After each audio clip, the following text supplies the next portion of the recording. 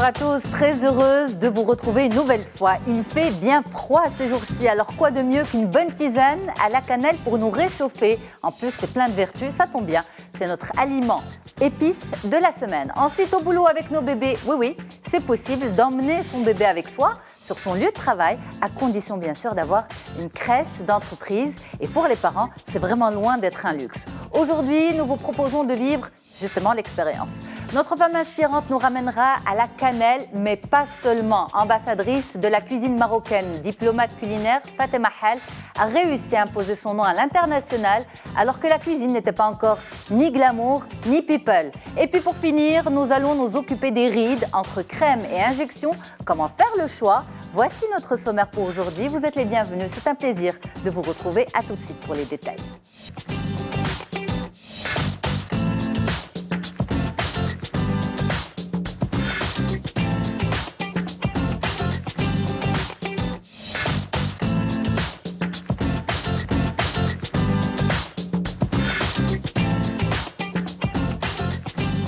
Merci beaucoup d'avoir choisi Média TV pour vous accompagner, être avec vous justement et avec toutes les invités qui ont accepté de faire l'émission avec moi aujourd'hui. Fatema Hal, merci beaucoup d'être là, merci pour votre présence. Vous êtes, on va dire, une ambassadrice de la culture marocaine à travers différents moyens, mais principalement à travers la cuisine sous tous ses angles, on va dire, pas uniquement alimentaire ou recettes, mais pour vous, la cuisine est un véritable vecteur de culture et un vecteur de démocratie aussi. On aura l'occasion d'en parler avec vous. Merci beaucoup d'être là. Merci. Vous êtes, on va dire, et comme je l'ai dit en introduction, vous vous êtes imposé alors que la cuisine n'était pas aussi à la page, comme elle est aujourd'hui à travers toutes ces émissions de télé-réalité, etc. Être chef cuistot, c'était pas facile dans les années 80, et surtout pour une femme, et surtout en France. On aura l'occasion de raconter votre parcours. Merci beaucoup d'être là. Vous êtes notre femme inspirante de cette semaine. Et puis, justement, emmener son bébé au travail, c'est pas un luxe grâce à votre premier réseau de crèches d'entreprise au Maroc. Wafa Rougerie, vous êtes la fondatrice. Merci beaucoup d'être là. Nous allons en parler avec vous. Et puis, on aura aussi le cadre juridique des crèches d'entreprise au niveau du Maroc.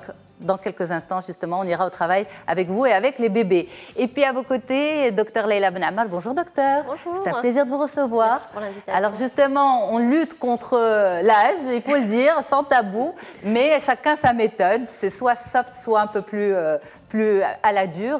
Entre crème et injection, comment faire son choix? Est-ce qu'il y a des solutions miracles? On en parlera également avec vous. Merci mesdames.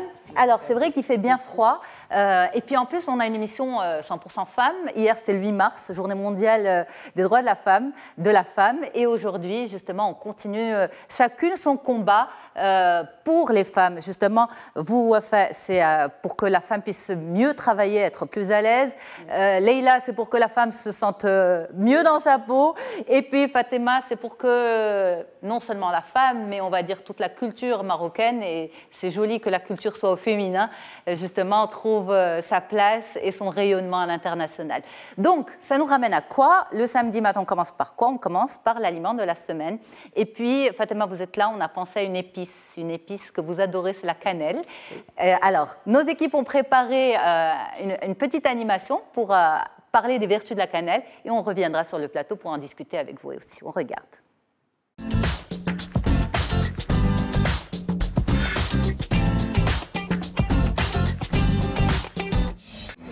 La légende raconte qu'en Égypte ancienne, les pêcheurs sur les rives du Nil retrouvaient sur leurs filets des bâtonnets de cannelle. Mais est-ce vrai? En fait, la cannelle est originaire du Sri Lanka. Connue depuis l'Antiquité, les anciens Égyptiens l'utilisaient dans le processus de l'embaumement. Ainsi, son utilisation portait principalement sur ses vertus médicinales et symboliques. La cannelle est prélevée de la partie intérieure de l'écorce du cannelier. Deux variétés principales sont les plus répandues. La cannelle du Ceylan, la plus réputée, c'est la plus forte en arôme. Et la cannelle chinoise. On ne compte plus les multiples vertus de la cannelle. C'est un antioxydant puissant. La cannelle protège nos cellules et ralentit leur vieillissement. Dotée de propriétés anti-inflammatoires, elle aidera à soulager vos crampes. Pour vos maux de gorge, il vous suffira de 2 bâtons de cannelle avec un peu d'eau bouillante. Son action antibactérienne en fait un excellent remède. Elle permet de modérer le sucre dans le sang, ainsi ses impacts sur le diabète de type 2 et sur la fatigue sont remarquables. Enfin, la cannelle prévient les maladies cardiovasculaires et prend donc grand soin de notre cœur. En hiver, on retrouve la cannelle dans les boissons réchauffantes, telles que le café aromatisé. On la retrouve également dans nos plats marocains les plus festifs et prestigieux. On pense à la sfa, au tagine au pruneau et au couscous à la tfaya. Pour un dessert facile et délicieux, optez pour un mariage orange et cannelle sans aucune hésitation. La cannelle, elle a tout pour elle. Alors, elle a tout pour elle. Est-ce qu'elle fait l'unanimité sur le plateau, Fatima Hall? Oui, c'est vraiment, la cannelle est extraordinaire. Bien sûr, il faut savoir la choisir entre la cannelle du Sri Lanka et la cannelle de Chine. D'ailleurs, la différence est pratiquement 20 fois plus chère, celle du Sri Lanka. D'accord. Elle est plus raffinée, plus fine et elle est unique. Mais elle est très on chère. peut faire la différence entre les deux? On peut faire la différence parce qu'elle est beaucoup plus subtile, la cannelle du Sri Lanka. Malheureusement, on ne la trouve pratiquement pas au Maroc parce qu'elle est très chère. Mais quand on fait un saut en France, on peut trouver les deux. Ce qu'on a oublié de dire, c'est que la cannelle fait partie des rares épices où il n'y a pas eu de guerre, comme par exemple pour la noix de muscade. Mais elle était très préservée par un village et personne ne peut la toucher. C'est-à-dire qu'il y avait les impurs. C'était que les gens qui la conservaient et les autres étaient condamnés à mort s'ils touchaient juste la cannelle.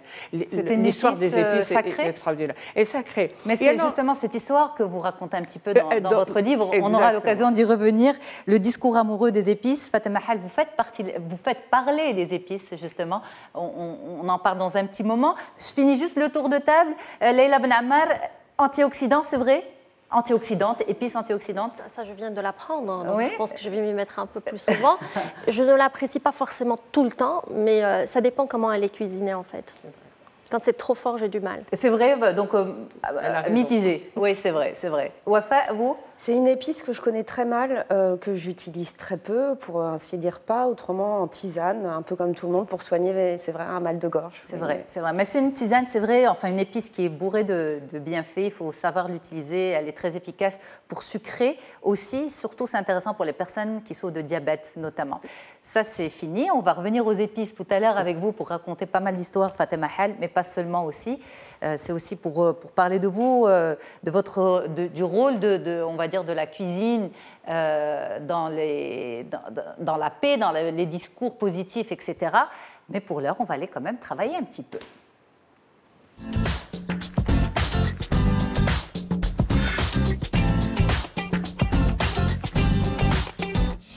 Et au boulot avec vous, Wafa Rougerie, pour parler des crèches d'entreprise. Alors, vous êtes fondatrice du premier réseau de crèches d'entreprise au Maroc. L'idée, c'est justement de permettre aux parents, maman et papa, d'avoir leurs enfants, leurs bébés à proximité pour que l'esprit, la tête puissent être libres, qu'on n'ait pas de logistique à gérer, de problèmes de nounou à gérer, de problèmes de crèche pendant les vacances, etc. On va voir comment ça fonctionne, mais avant aussi, on va voir ce qu'en pense le président de l'Association marocaine du droit du travail, ce que prévoit la réglementation marocaine en matière de crèches d'entreprise. On regarde et on revient tout de suite. La réglementation marocaine en matière de crèches d'entreprise est relativement rudimentaire, puisqu'elle ne compte que 2 articles, les articles 162 et 163, qui mettent en place une obligation pour les entreprises qui comptent plus de 50 salariés femmes de plus de 16 ans révolus de mettre en place une salle d'allaitement. Et cette salle d'allaitement peut éventuellement servir de garderie. Voilà un peu le cadre juridique. Donc il ne s'applique qu'à un certain nombre d'entreprises, celles qui ont plus de 50 salariés femmes. Pour toutes les autres, il n'y a pas de cadre juridique spécifique à la crèche d'entreprise. Et dans ce cas, il me semble qu'on retombe, ou on devrait pouvoir retomber sur la réglementation relative aux crèches privées et à la loi 4004 qui, elle, prévoit les modalités de mise en place des crèches privées. Je suis installé au Maroc depuis maintenant une dizaine d'années. J'ai un enfant donc, dans cette crèche, j'en ai eu deux, mais la première est partie à son grand regret. Le fait de proposer une crèche aux salariés, c'est effectivement un avantage puisque ça permet de les déposer, de les récupérer donc plus facilement. Aussi en cas d'urgence de pouvoir être à proximité pour intervenir dans l'immédiat. Donc c'est effectivement très rassurant, ça permet d'être beaucoup plus serein. C'est naturel comme démarche. On apporte un service au cœur de l'entreprise avec la restauration. Et apporter plus de services à valeur ajoutée, notamment sur la garde des enfants au sein de l'entreprise pour ce qui est des crèches intra-entreprises et au milieu d'un quartier d'entreprise pour ce qui est la crèche inter-entreprise, était tout à fait naturel, d'où la création de A2PA, spécialiste de la crèche d'entreprise. Nous avons démarré avec cette crèche qui est la première, 130 places, et qui importe au Maroc un modèle tout à fait particulier et inédit. Cette crèche est la seule crèche inter-entreprise ouverte tous les jours, de 7h à 20h. La crèche A2PA n'a qu'un jour de fermeture par an, qui est le 1er janvier. Tous les autres jours, nous accueillons les enfants des parents et donc des collaborateurs de nos entreprises clientes. Je suis maman de 2 enfants qui ont bénéficié des prestations de cette crèche. Je l'ai choisie initialement pour la qualité des prestations. Il y en a pas mal qui l'ont choisi pour la proximité. Ça m'arrange aussi, ça arrange mon mari beaucoup plus. Il y a aussi pour moi un avantage, je suis une maman qui est allaitante. Alors entre midi et 2, je peux me déplacer facilement pour allaiter mon bébé. Donc je peux poursuivre mon allaitement facilement. Quand on est bien sûr, on va bien prendre soin de nos enfants. Et quand nos enfants ils sont bien, nous, on est à l'aise. Je suis très satisfaite sincèrement des prestations. Alors, on les voit, ces parents ils sont très, très heureux justement, mais comment toute cette idée a démarré? Parce que c'est une expérience unique en son genre au Maroc. Alors, comme ses parents, comme ce qui était expliqué, c'est un peu de mon histoire personnelle que je tire l'idée. En fait, j'avais pas envie de faire de concessions, d'avoir à faire un choix entre ma vie personnelle et ma vie professionnelle. Donc c'est ce qui m'a amené tout naturellement à la crèche d'entreprise, puisque lorsqu'on devient maman, il y a 3 options qui s'offrent à nous pour faire garder son enfant, actuellement en tout cas. Il y a la nounou, bon, pas très confortable et puis pas très rassurant en termes de stimulation. On a toujours peur, enfin moi la première, que mon enfant reste à la maison à regarder la télévision toute la journée. La deuxième solution étant la crèche. Mais bon, l'amplitude d'ouverture des crèches sont ce qu'elles sont, c'est-à-dire qu'elles sont fermées les mercredis après-midi, les vacances scolaires. Les horaires ne sont pas en phase, je dirais, avec le monde du travail. Donc voilà, les garderies du soir qui font tampon avec les allers-retours pour aller au travail et revenir sont payantes. Ouais. Donc voilà, pour ma part, j'avais opté pour une espèce de solution hybride, un mix entre la nounou lorsque la crèche est vacante et la crèche. Bon voilà, ça a eu raison de mon portefeuille, parce que bon, c'était pas neutre en termes de coût. En termes de stimulation, j'avais un minimum de stimulation pour mon enfant, mais bon, je me suis dit, pourquoi ça existe à l'étranger? Pourquoi on n'importerait pas, on n'essaierait pas de faire un petit peu la même chose ici? Et puis voilà, mes proches m'ont beaucoup encouragée à aller dans ce sens et m'ont dit, mais attends, si toi tu le vis, il y a des milliers de mamans, des milliers de papas qui doivent le vivre également. On confirme, absolument. Et donc, est-ce que l'idée a vite pris autour? Alors, j'ai eu une adhésion totale de mon entourage.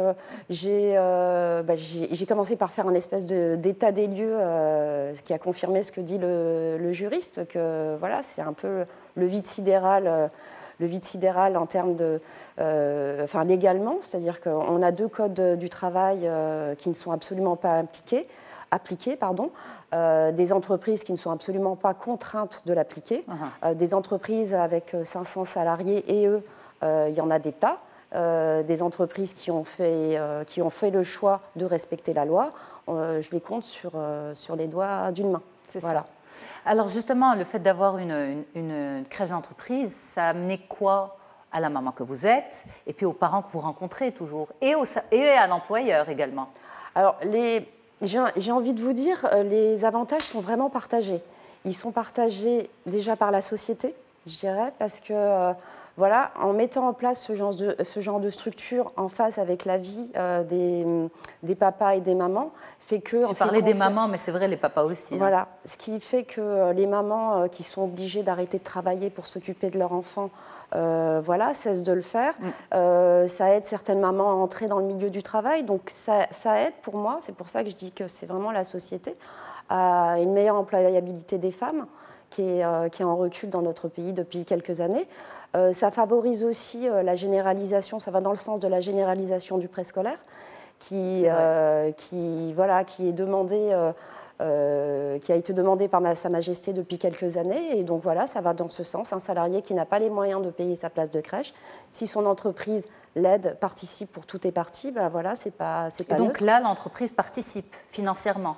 Oui, l'entreprise participe, elle abonde de la moitié, des 2/3, voire de la totalité. Il y a des espèces de comment dirais-je, comme pour les impôts, des paliers en fonction de la rémunération des collaborateurs qui sont appliqués pour savoir si un collaborateur va être aidé à hauteur de 20%, la moitié ou plus.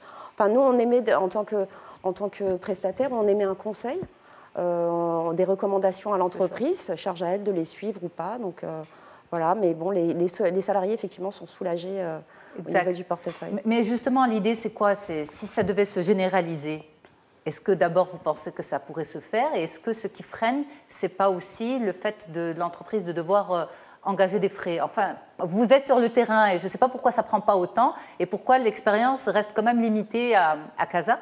Alors, l'expérience est limitée déjà aux entreprises qui rencontrent vraiment des problématiques RH, c'est-à-dire des problèmes de retard, d'absentéisme ou encore de turnover. Je parlais des mamans qui arrêtaient de travailler pour cause de garde d'enfants en bas âge. Donc déjà cet aspect-là, ça ne prend pas plus parce qu'on a copié le concept qui existe ailleurs, mais on ne peut pas copier ce qui se passe fiscalement ailleurs. C'est-à-dire qu'une entreprise en France, je prends l'exemple de ce que je connais, elle va récupérer 80% de ce qu'elle va mettre pour le financement d'une place de crèche par différents dispositifs, un crédit d'impôt, enfin voilà, des cadeaux fiscaux. Ici, bon, évidemment, ça n'a pas été encore pensé. La CGEM y pense. Enfin, il y a une commission chargée de la RSE qui a mis le sujet sur la table, donc c'est déjà une bonne chose. Il faut aller au-delà, il faut aller vite maintenant, parce que les préoccupations des collaborateurs parents, les problèmes de conciliation entre vie privée et vie professionnelle sont vraiment majeurs. Il ne faudrait pas que nos concitoyennes cessent de travailler pour de mauvaises raisons. On peut le dire, hein, c'est un peu la galère pour les parents quand les enfants sont encore en bas âge. C'est l'enfer, exactement. Les mamans, vous me parliez des bénéfices, les mamans pour celles qui allaitent, c'est juste magique. Elles peuvent allaiter leur enfant. Il y a plus de sérénité, j'ai l'impression. Plus de sérénité, plus de proximité. La période d'adaptation lorsqu'on met un enfant en collectivité est beaucoup plus douce. Lorsqu'un enfant est un peu fébrile, on appelle sa maman ou son papa pour lui administrer du paracétamol. Voilà, c'est une tranquillité. L'entreprise a tout compris, que les entreprises qui abondent comme ça, qui participent à ce quotidien, font que le salarié est serein sur son poste de travail déjà et a une amplitude maximale sur le rendement. Exactement. Complètement. Leïla Benama, je vous voyais acquiescer, vous êtes complètement d'accord avec... Oui, parce que j'ai parmi ma patientèle pas mal de patientes qui ont été obligées d'arrêter de travailler. Et sans parler de l'impact financier, l'impact psychologique sur la femme qui arrête de travailler est particulièrement important. Elle déprime. En général, elles évoluent vers des dépressions assez sévères parce qu'elles ne trouvent pas de compromis entre leur fonction de maman et ce pourquoi elles ont étudié toute leur vie. Donc oui. Ce serait une bonne chose. En France, les choses sont plus simples, Fatema Hall. C'est compliqué aussi. C'est compliqué, mais par rapport à cette histoire de gestion de dispositions mises en place pour les parents qui ont des enfants. Bien sûr, mais le problème, c'est de trouver des places dans les crèches. Le problème est réel et c'est très important parce que la vie commence à partir de là et l'équilibre de la famille commence aussi à partir de là. Si l'enfant est heureux dans les crèches, comme vous l'avez très très bien expliqué, et les parents sont à l'aise, il y a un équilibre. Mais ce n'est pas très facile en France. Vous avez eu vos enfants là-bas, est-ce que c'était plus simple? Moi, j'ai eu mes enfants, ça n'a pas été simple, mais c'était une autre histoire, un peu longue à raconter. À raconter, parfait. Alors, on a une question de maman. C'est Shaima qui vous dit « La proximité immédiate avec mon enfant ne va-t-elle pas être perturbante pour ma concentration au travail ?» Vous en pensez quoi? C'est tout le contraire. C'est tout le contraire. Ah non, au contraire. Enfin, c'est une... Enfin, les mamans qui laissent leur enfant par exemple, je prendrai l'exemple de la nounou, n'ont pas la possibilité de savoir à l'instant T ce qui s'y passe. C'est la nounou si elle veut bien décrocher, c'est la nounou si elle est disponible, si elle n'est pas en train de dormir ou quoi. Or là, l'équipe pédagogique est suffisamment nombreuse pour pouvoir répondre à ces appels-là. Rien ne l'empêche, cette maman-là, de venir donner la compote de son enfant un après-midi. Ça ne dérange pas l'employeur que la maman quitte pour justement donner la compote, donner le médicament, donner... Elle fait ça sur ses temps de pause. Elle décale, la plupart font la journée continue, donc ils décalent leur déjeuner éventuellement pour venir donner le repas, donner le repas à l'enfant. Et puis, ah non, c'est vraiment tout le contraire. Mais en termes d'organisation pour vous, c'est pas compliqué, les mamans qui arrivent ou les papas qui arrivent à des heures différentes? Alors ça, on l'encadre. On essaie de l'encadrer. On sait qu'un papa ou une maman qui va venir récupérer son enfant, ne serait-ce que pour un petit instant, pour un court instant, on va mettre le parent de côté, histoire que les autres enfants ne repensent pas à leurs propres parents. Et que ça ne se transforme pas en... Voilà, mais ça, généralement, les parents le comprennent très bien. Et voilà, non, ça se passe... Eh bien, merci beaucoup de nous avoir fait découvrir cette belle expérience du premier réseau de crèches d'entreprise au Maroc. Wafa Rougerie, vous en êtes la fondatrice. On continue l'émission ensemble. On va marquer une courte pause de publicité. On revient pour retrouver notre femme inspirante et pour parler aussi tout à l'heure avec vous, Dr Leila Benhamad, de rides, du visage. À tout de suite sur Média TV.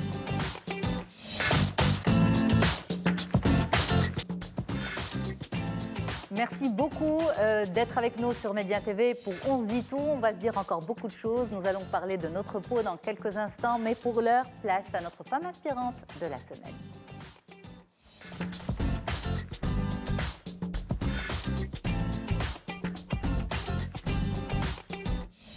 Fatema Hal, merci beaucoup d'être avec nous. C'est un plaisir de vous recevoir une nouvelle fois. Donc, merci d'être là. Vous avez ouvert un grand restaurant, votre premier grand restaurant, on va dire, à Paris dans les années 80, en 86. C'est toujours considéré comme le meilleur restaurant de cuisine marocaine. Mais Fatema Hal, ce n'est pas uniquement la femme derrière les fourneaux. Fatema Hal, c'est aussi la diplomate, c'est aussi l'écrivaine. C'est une femme à plusieurs casquettes. C'est une femme très engagée, très militante. Un reportage a été réalisé par nos équipes. On le regarde et on revient pour partager avec vous. Fatema Hal est née en 1952 à Oujda. Sa première rencontre avec la mer Méditerranée.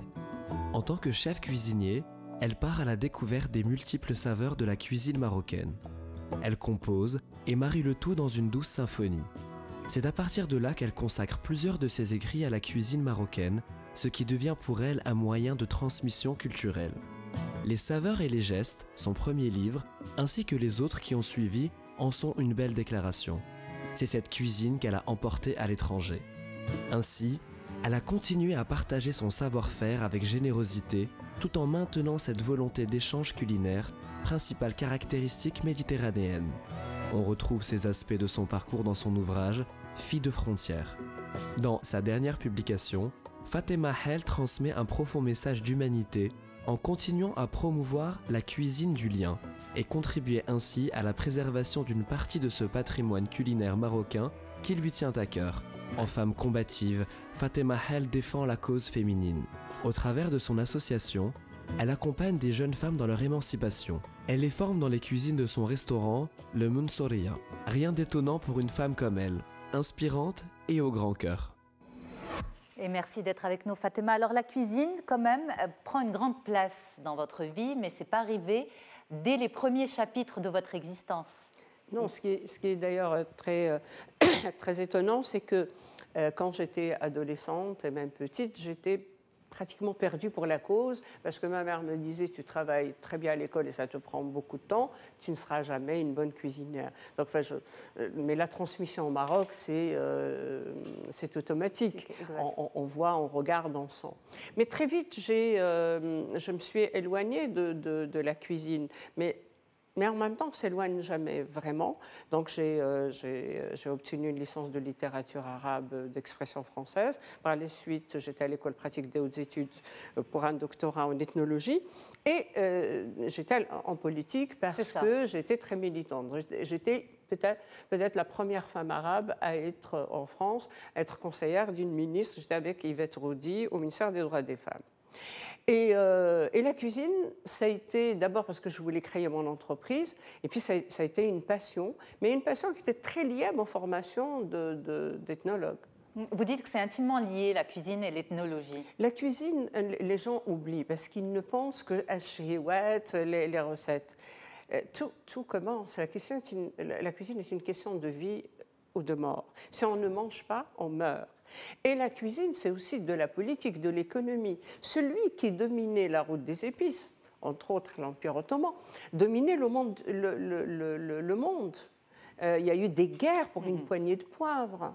Les Arabes dominaient cette route, d'ailleurs d'où le discours amoureux des épices, pour montrer tout l'apport de l'Occident en Orient, mais la nourriture aussi, dans une place un peu plus simple, c'est aussi de préserver les saisons, c'est aussi de préserver la santé. Dans nos écoles hôtelières, ça serait bien qu'on leur enseigne ça. Mais c'est aussi montrer que les femmes cuisinières qui ont préservé ce patrimoine sont des historiennes qui écrivent à leur manière. Sans ces femmes qui ont préservé, on aurait perdu une partie de notre patrimoine. Parce que vous avez, par exemple, le plat à Oujda, le barania, dial barania. Ce qui veut dire le barania, ce qui veut dire l'étrangère. Si on regarde, la cuisine, elle parle, si on l'écoute. Et ça veut dire que déjà, ça vient d'ailleurs. Alors, ça nous donne envie de savoir d'où vient cette aubergine. Donc, on remonte finalement jusqu'en Inde. Voilà, je travaille sur la cuisine du lien. Qu'est-ce qui me lie aux autres? Et ce qui me lie aux autres, alors on peut parler musique, on peut parler littérature, architecture. Tout nous lie à cette cuisine que malheureusement les gens bêtes ou simples ne voient la cuisine que comme des plats. Or, c'est vraiment notre histoire. Raconter l'histoire du Maroc à travers sa cuisine est un de mes plus beaux rêves. Alors, en même temps, quand vous vous êtes lancé dans la cuisine, c'était dans les années 80, vous étiez quand même déjà installé dans une 84, exactement, fin 84. Déjà bien installé, vous êtes vraiment sorti de votre zone de confort, comme on dit aujourd'hui.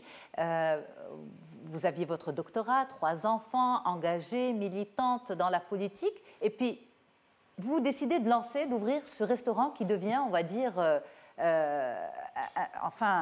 un endroit magique, un endroit prestigieux où justement, on va dire, et c'est reconnu en tant que tel, comme le meilleur restaurant de cuisine marocaine en France.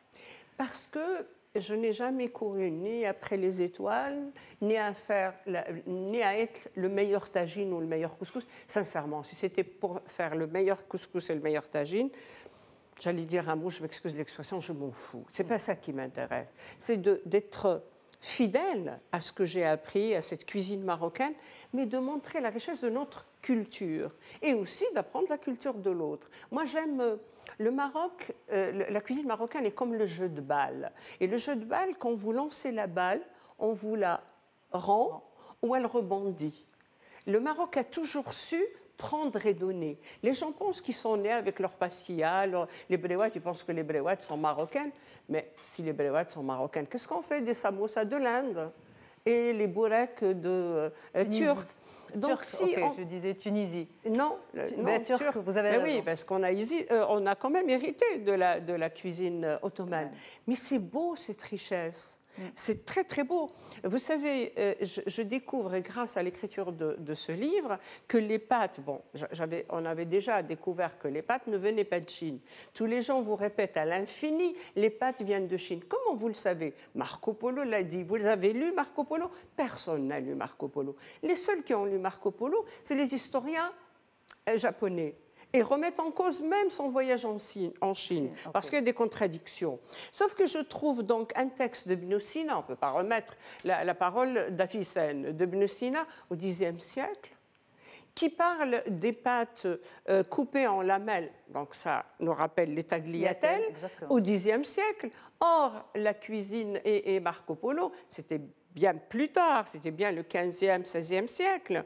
Nous, on est au Xe siècle et on a des textes. Voilà pourquoi je travaille, parce que notre patrimoine est en train de se perdre. Alors, est-ce que, je vais vous poser la question différemment. Aujourd'hui, le métier de chef cuisinier est un métier, on va dire, sous les feux des projecteurs. C'est un métier qui est de plus en plus people, médiatisé. Il y a beaucoup de télé-réalité. Est-ce que ça vous choque, Fatima Hall? Oui, ça me choque. Parce que je me rends compte que la plupart du temps, la télévision, qui doit avoir aussi un rôle éducateur, la cuisine, qui est normalement fédératrice, on ne s'intéresse qu'à ces concours qui mettent les uns contre les autres. Ce n'est pas le rôle de la cuisine. Qu'on veut faire du spectacle, OK, mais une émission, pas toute.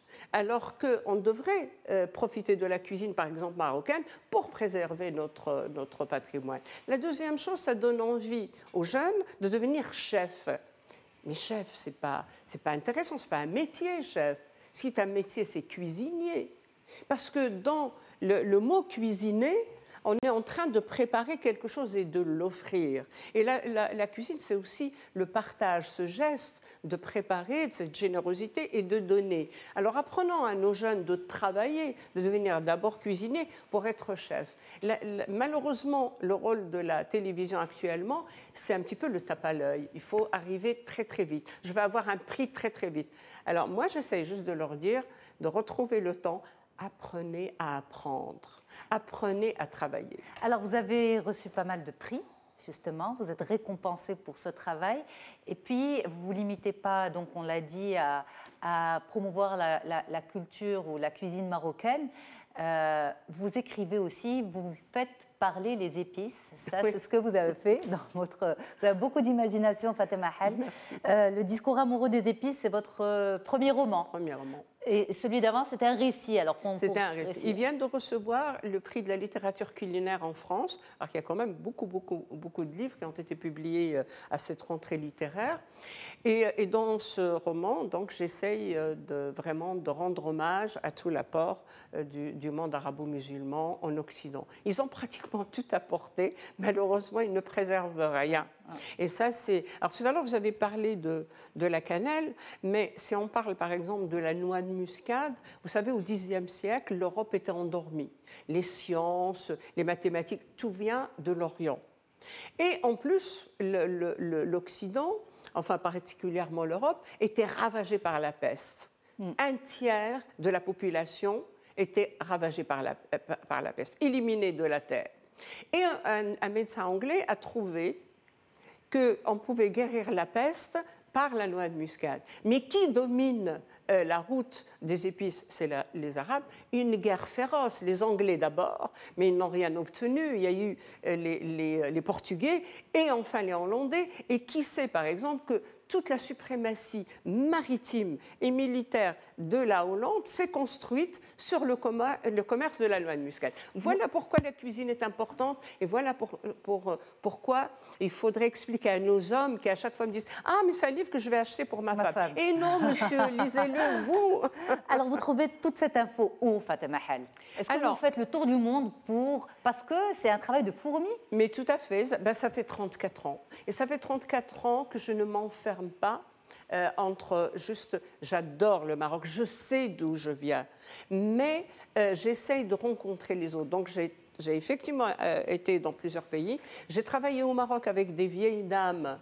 Je m'assois par terre chez les femmes simples. Je suis sur un sdari avec les femmes moyennes. En tout cas, de la cuisine du pauvre jusqu'à la cuisine citadine bourgeoise ou la cuisine du marzen, j'ai mis 34 ans. Mais il y a aussi les textes. Alors souvent, on nous dit on est une tradition orale. C'est faux. On n'est pas une tradition orale. Nous avons écrit avant les autres. De Jahid qui a écrit dans le Cadi et la Mouche, il nous parle des fromages, il nous parle des vins, il nous parle de beaucoup d'aliments. Avicenne au Xe siècle. jusqu'à Ibn Razin Toujibi, 11-12e siècle, Ziryab. Non, notre tradition n'est pas que orale. N'est pas que. La tradition orale, c'est nos mères et nos grands-mères, parce qu'après la chute de Grenade, hélas, on a chuté, on n'arrive pas à nous relever. Oui, il y a eu des femmes qui ont préservé cette cuisine. Il faut leur rendre hommage.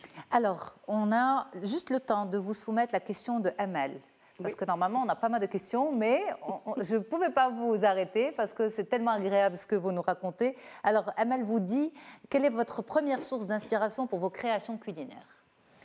Ma première source d'inspiration, c'était de rencontrer des femmes qui savaient rire d'abord, raconter des histoires et aussi cuisiner et aussi vous apprendre cette cuisine. En fait, elles étaient sérieuses sans se prendre au sérieux, particulièrement ces dadas, qui est absolument extraordinaire, je leur rends hommage encore une fois, parce que maintenant ça devient une mode de dire oui, la cuisine de ma mère, mais quand on parle de la cuisine de la mère, on parle des sentiments, on ne parle pas de la vraie cuisine. Mais quand vous parlez de ces premières femmes que je rencontrais dans les années 80, elles savaient très bien que la voisine, elle avait des enfants, mais qu'elle cuisinait mal. Il y avait une autre voisine qui cuisinait bien, donc il y avait les bonnes et les mauvaises. Mais un fils ou une fille ne peuvent pas faire cette différence. Leur amour est le même. Si je le dis, c'est parce que la plupart des restaurateurs sont agressés par cette parole. Ah oui, mais là, c'est pas comme la cuisine de ma mère. Mais personne ne peut faire la cuisine. Ça, c'est bien dit. Merci beaucoup, Fatima Hall. Un dernier mot pour cette jeunesse qui nous regarde. Comment on peut les inspirer? Comment vous pouvez les... On va dire, quel est votre message, pour dire les choses différemment? Quel est votre message? Si vous deviez passer aujourd'hui un message important, ça serait lequel? Alors, si je dois passer un seul message, c'est pour tout d'ailleurs, c'est d'apprendre à réellement travailler sérieusement, à être curieux. La curiosité et la curiosité de l'autre est très importante. S'asseoir avec une vieille dame, lui poser la question, prendre aussi, aller, parce qu'ils ont eux la chance d'aller à l'école. Ils savent lire et écrire ce qu'elle n'a pas fait, ils peuvent approfondir leurs connaissances. Et si on peut, à partir de la cuisine, parler avec l'autre, déjà, c'est très important. D'oublier que c'est à la télévision qu'on s'inspire de la cuisine, c'est complètement faux. C'est dans les marchés et surtout, essayez d'oublier les congélateurs, parce qu'au Maroc, on congèle de plus en plus, c'est vrai. Et de respecter les saisons. Mais aujourd'hui, on a carrément ces chaînes de télévision culinaires, en fait de cuisine, je ne dirais pas culinaire peut-être, mais de cuisine. De spectacle. De spectacle, parce que ça attire beaucoup, ça fait beaucoup d'audimat, ça vend beaucoup, bref. Merci beaucoup d'avoir remis les pendules à l'heure, Fatima Hall, et d'avoir accepté d'être notre femme inspirante. Mesdames, je sais que le sujet vous intéresse, mais on manque de temps, il va falloir qu'on aille sur un autre sujet. Pardon. On vous retrouve tout de suite, Dr Leila Ben Ammar.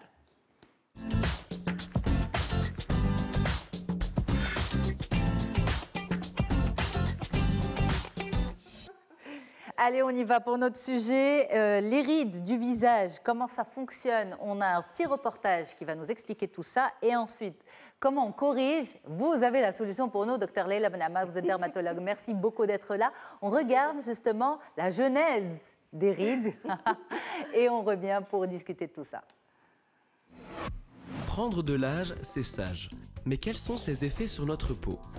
Le vieillissement fait que nous voyons apparaître sur nos corps des petits plis de la peau. Ce sont les rides. Mais comment se forme une ride? Pour comprendre ce phénomène, il faut savoir que notre peau est dotée de collagène et d'acide hyaluronique. Le collagène est une protéine produite par nos cellules qui donne son élasticité à la peau. Au fil des années, la diminution de sa production donne un aspect rigide à la peau et favorise l'apparition des rides. L'acide hyaluronique est responsable de la rétention d'eau dans notre corps. Cette eau, qui hydrate notre peau, diminue également avec le temps et cause ainsi son dessèchement pour laisser place aux rides. Il existe deux types de rides. Les rides d'expression, qui se forment sous l'effet des émotions du quotidien. Sourire, réflexion, surprise ou même colère.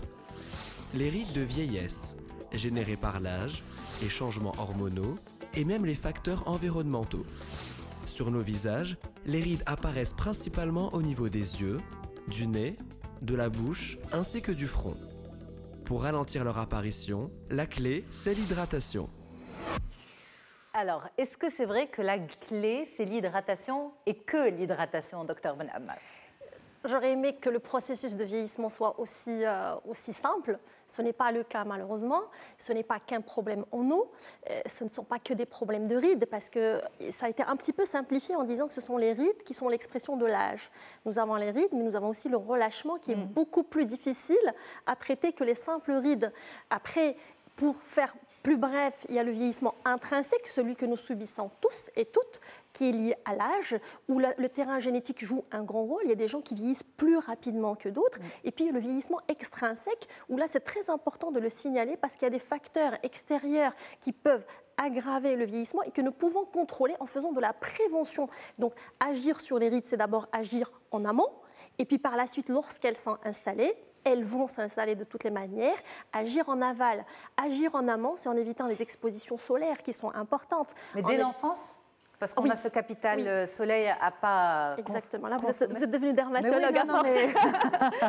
Effectivement, plus 14. La prévention est très importante parce qu'à partir de 25 ans commence le processus de vieillissement.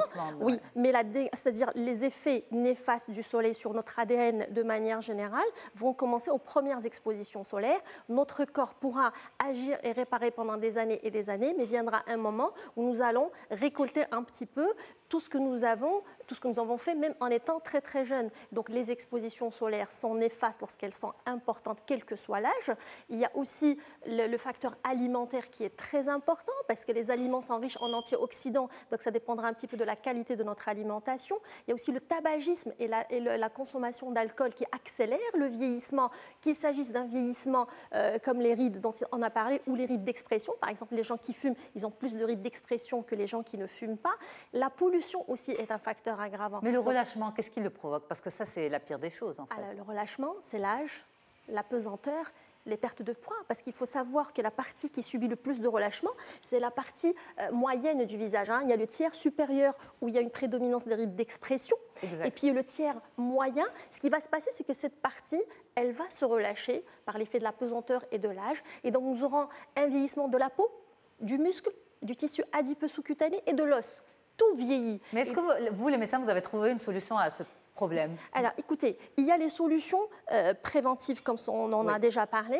Il y a les solutions qu'on pratique chez les femmes lorsqu'elles viennent à un âge assez jeune, parce qu'il faut savoir qu'à partir de 25 ans commence le processus de vieillissement. Donc, plus on les prend en charge tôt, plus on arrive à retarder le processus de vieillissement. Quand vous dites tôt, c'est avant 25 ans? À 25 ans, même à 25 ans, on peut faire du Botox. Même non, à 25 ans, on peut faire de l'acide hyaluronique. À 25 ans, d'abord, avant 25 ans, enfin, vous l'avez bien dit, 25 ans, c'est le début de la chute. Le début du déclin, tout gentiment. Gentiment, doucement. Mais avant 25 ans, d'abord, et même à 25 ans, et peut-être même à 30 ans, on ne se dit pas « mais je suis en train de vieillir ». Au contraire. Et en plus de ça, je pense qu'à ce moment-là, on n'a pas forcément les moyens de se payer ce genre de pratique. On commence toujours bien sûr par des choses simples. On commence par des crèmes hydratantes parce qu'effectivement l'hydratation c'est quelque chose de très important. Ça concerne généralement l'épiderme. Quand on hydrate, quand on met des crèmes hydratantes, quand on boit, on répare la partie la plus superficielle de la peau qui est l'épiderme qui maintient l'hydratation de notre peau. Puis il y a le vieillissement qui va toucher le derme. C'est là où on a une diminution de la fabrication du collagène et de l'élastine uniquement, pas que le collagène. Et donc on pourra agir aussi initialement avec des crèmes, mais à partir d'un certain âge, les crèmes ne sont plus suffisantes. Si on fait du préventif, nous avons de plus jolis résultats que lorsque nous faisons du curatif. Après, il y a énormément de processus actuellement. Il n'y a pas une technique ou une méthode pour traiter les rides. C'est un ensemble. Il n'y a pas la panacée, n'existe pas. Donc, il y a différentes méthodes de traitement en fonction de la ride, c'est-à-dire que quand une patiente ou un patient se présente chez le médecin, on a même des hommes maintenant qui sont demandeurs, on analyse d'abord son visage. Est-ce que ce sont plus des rides d'expression? Est-ce que c'est plus un début de relâchement? Est-ce que ce sont des rides solaires? Parce que le soleil, il a une expression très particulière au niveau de la peau. Et donc, on va adapter notre traitement en fonction de ce que nous voyons au moment où nous le remarquons. Nous pouvons proposer des méthodes préventives, par exemple, les gens qui s'expriment beaucoup avec les corrugateurs, là, les muscles qui donnent la ride du lion, ou bien qui s'expriment beaucoup avec les yeux. Quand on leur propose du Botox tôt, on prévient les cassures épidermiques qui vont rester de manière définitive par la suite. Donc à ce moment-là, injecter du Botox 2 fois par an et puis par la suite juste 1 fois par an permet de retarder l'apparition de ces rides statiques. Ok. D'accord. Ça veut dire sans mouvement. Sans mouvement. C'est-à-dire, parce qu'après, quand l'expression est très importante, on va commencer à avoir des cassures qui vont être visibles, même à l'état statique. Après le relâchement, ce que j'encourage le plus les patientes, c'est surtout par rapport au relâchement. Quand on commence à avoir ce creux et ces zones d'ombre sous les yeux, ce qu'on appelle la vallée des larmes, le creusement du cerne qui donne un air fatigué, les rides, ce qu'on appelle de la marionnette, les sillons nasogéniens, on peut les prévenir. Ça vous fait réagir, Fatima? Je les ai. on peut les prévenir lorsque les patients s'y prennent tôt. Comment? Justement, là, la technique, il y a différentes techniques de traitement du relâchement. En allant du plus simple vers le plus compliqué, on peut faire des injections d'acide hyaluronique, parce que l'acide hyaluronique, comme ça a été dit dans le reportage... Prévient le relâchement? Oui, parce que c'est une éponge à eau qui donne un effet hydratant, un effet volumateur, et on a remarqué en faisant des biopsies cutanées que ça entraînait même une stimulation des fibroblastes et donc une fabrication de néocollagène et de néoélastine. Donc ce n'est pas forcément du comblement? C'est le comblement, l'acide hyaluronique. Oui, mais parce que le comblement, en fait, vient combler. Et donc, ça donne du volume. Mais si la personne ne veut pas de volume, elle veut juste travailler le relâchement. Alors, les gens confondent. Pour eux, le comblement, ça veut dire que ça va être visible. On peut avoir un effet bonne mine avec du comblement en choisissant le bon produit. C'est-à-dire que tous les produits, ils n'ont pas cet effet très volumateur. Il y a les moyennement volumateurs, les très volumateurs et les peu volumateurs. Du moment qu'il y a de l'acide hyaluronique réticulé dedans, donc on va choisir nos seringues en fonction du stade du vieillissement. Avoir des pommettes en balle de tennis, ce n'est pas forcément l'idéal beauté. Même pour moi, je peux refuser à certaines patientes cette demande. Je leur demande juste de défatiguer leur visage, de mettre des traitements qui leur permettent d'avoir une mine moins fatiguée, une mine moins triste, parce qu'on peut paraître triste avec nos rides. Avec la ride du lion, par exemple, on peut paraître sévère, alors qu'il y a des gens très gentils qui ont une ride du lion qui est importante. Et là, on peut leur proposer de faire ce traitement. C'est un traitement rajeunissant, mais c'est un traitement qui donne un effet bonne mine et qui redonne confiance à la personne. Alors, qui veut poser une question? Moi. Oui, allez-y. Je me suis toujours méfiée de tout ce qui était traitement parce que j'ai le sentiment que de la part d'un médecin dermatologue, je suis en confiance, mais passer par un institut de beauté X ou Y, voilà. Vous parliez de Botox, moi j'ai une amie qui a fait l'expérience du Botox une première fois avec succès dans un institut de beauté et la deuxième fois, elle s'est retrouvée avec un œil de cocker. Donc, alors, il faut savoir une chose, c'est très bien qu'elle ait abordé ce sujet parce qu'effectivement, chez nous comme ailleurs, il y a beaucoup de personnes étrangères à ce domaine. Vous savez, nous, on a fait 4 ans ou 5 ans de formation en dermatologie et plusieurs années de formation en esthétique pour pouvoir aborder et traiter nos patients avec un maximum de sécurité et on continue nos formations en permanence. Donc, quand une personne n'est pas habilité à faire ce genre de traitement, effectivement, on peut avoir de mauvaises expériences et les mauvaises expériences se répandent beaucoup plus rapidement que les bonnes expériences. Donc les gens vont avoir cette peur et cette hantise. Par exemple, j'ai des patientes qui viennent me voir, non, je ne veux pas de Botox. Elles ont une peur viscérale de cette substance parce qu'elles ont entendu parler de certains effets. Ceci dit, il faut toujours choisir des techniques qui sont réversibles ou injecter des produits qui sont réversibles, qui de toutes les manières vont partir et on va retrouver un état tout à fait normal. Après, il faut choisir, bien sûr, la personne vers qui on s'adresse, est-ce qu'elle est formée, est-ce qu'elle est habilitée à pratiquer ce genre de technique. Le laser est une technique médicale, le Botox est médical, le comblement est médical. C'est que les médecins qui ont le droit de le pratiquer. C'est proposé dans... Alors ça, c'est le laser ou la lumière pulsée? Est-ce que la lumière pulsée aussi, c'est que médical? La lumière pulsée peut être pratiquée en institut de beauté. Après, il y a différents appareils de lumière pulsée. Ça peut agir sur ce qu'on appelle les photorajeunissements. Les personnes qui ont une peau abîmée par le soleil, la lumière pulsée est une bonne alternative justement pour ce genre de vieillissement. Bien sûr, la pratique peut se faire en institut de beauté. Elle peut se faire aussi par des médecins habilités à le faire. Là, ça reste un choix personnel de la patiente. Notre rôle, c'est un petit peu de les sensibiliser. Mais après, on ne peut pas obliger les gens à aller ici ou ailleurs. Il est vrai qu'on leur propose des prix moindres en institut, mais je pense que quand il s'agit d'un visage quand même, il faut un petit peu penser pas uniquement au portefeuille, mais aux conséquences qui peuvent survenir et qui, de ce fait, lorsqu'ils ont des problèmes, nous les envoient. Ils ne les prennent pas en charge. Quand on prend en charge, on doit prendre en charge le patient de bout en bout et assumer les conséquences derrière. Alors, question de téléspectatrice, est-il normal d'avoir des rides alors que je n'ai que 22 ans, Camélia? Alors, les rides, effectivement, ce n'est pas seulement une histoire d'âge. Les personnes, par exemple, qui sont très jeunes et qui commencent à avoir des rides, généralement, elles ont une peau sèche. Il suffit d'hydrater à ce moment-là pour retrouver un aspect normal. Et les rides qui peuvent être précoces sont les rides d'expression. à 22 ans, on peut avoir des rides d'expression autour de l'œil lorsque la personne s'exprime beaucoup avec ses yeux. Les myopes, par exemple, qui ne portent pas leurs lunettes, qui ne portent pas de lunettes solaires, ils supportent pas très bien la lumière du jour.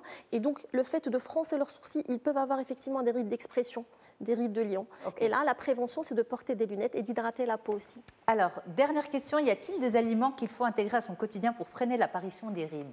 Oui, les antioxydants sont des aliments qui sont très très importants parce que le processus de vieillissement, il se fait aussi en partie par la fabrication due au stress oxydatif, d'accord? Et le stress oxydatif, on peut lutter contre le stress oxydatif par une alimentation antioxydante qui est riche en vitamines A, C et E, par exemple. Et dans notre alimentation, je trouve que l'alimentation marocaine particulièrement est une alimentation très très saine. Il y a beaucoup de légumes, il y a beaucoup de fruits. On cuisine avec de l'huile d'argan qui a un excellent pouvoir hydratant antioxydant.